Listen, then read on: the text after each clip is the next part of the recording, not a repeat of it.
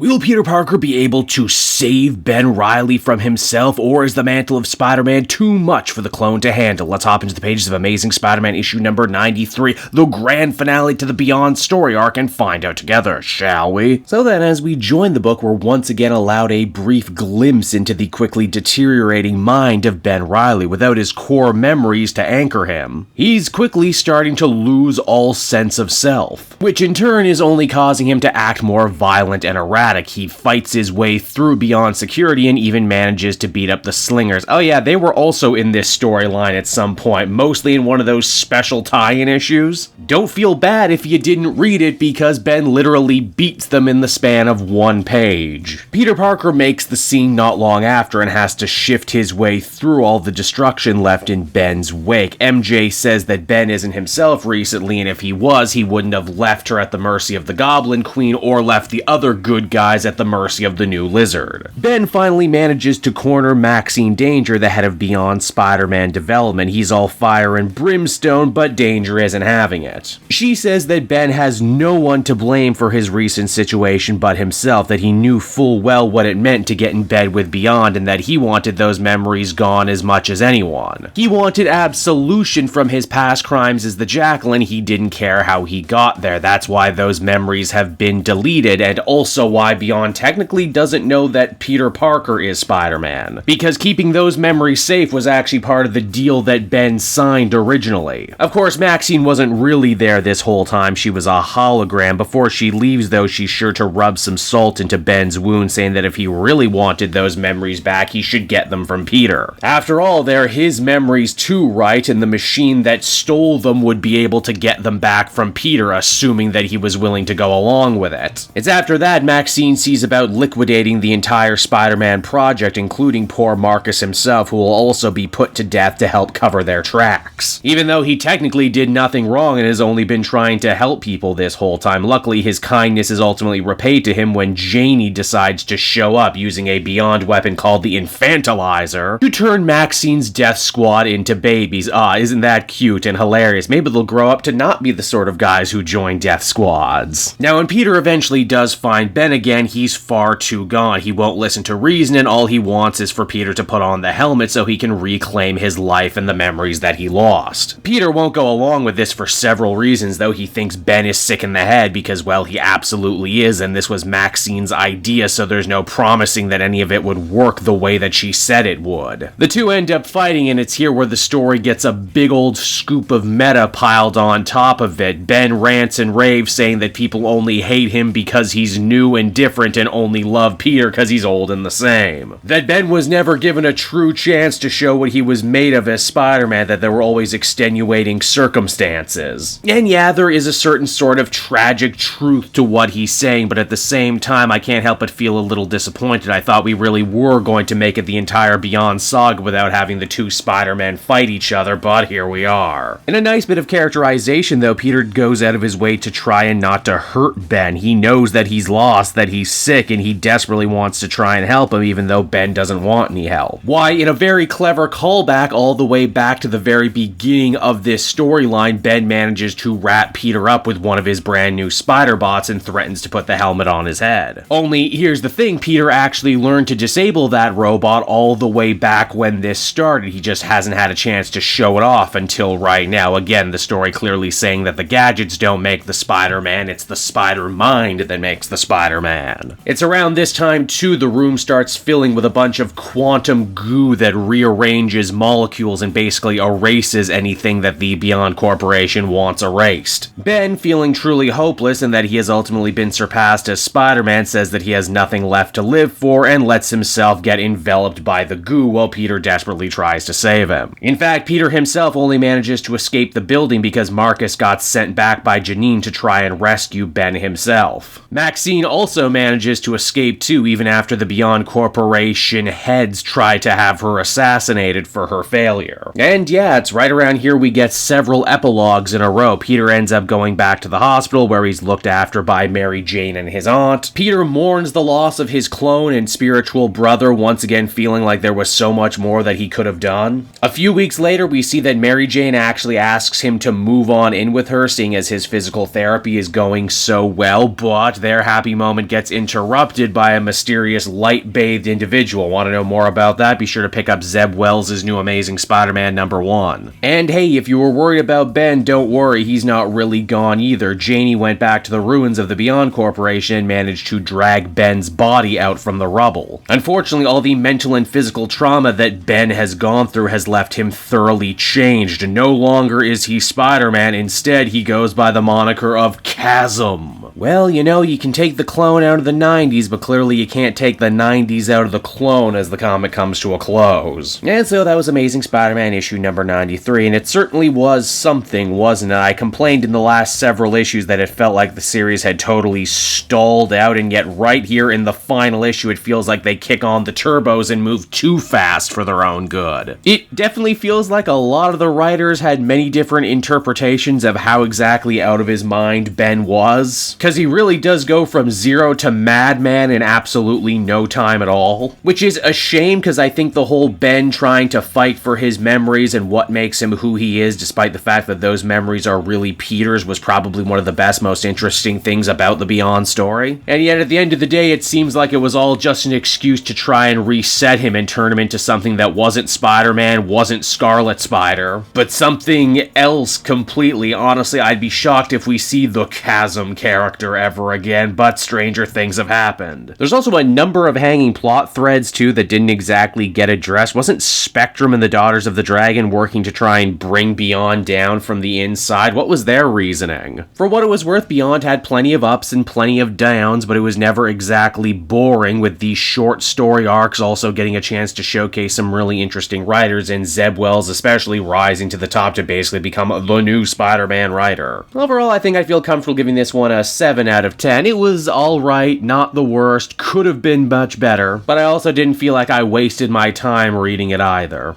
Hey there everyone, it's your old pal Cape Joel again, thanking you so much for watching to the end of the video. I hope you enjoyed it, and if you did, why not check out my Amazon link down in the description. Yes, that's right, the Cape Joel channel officially has its own Amazon storefront now. You can pick up a comic or anything else for that matter, and if you did, you'd really be helping me in the channel. So with that out of the way everyone, I will see you again next time. Bye-bye.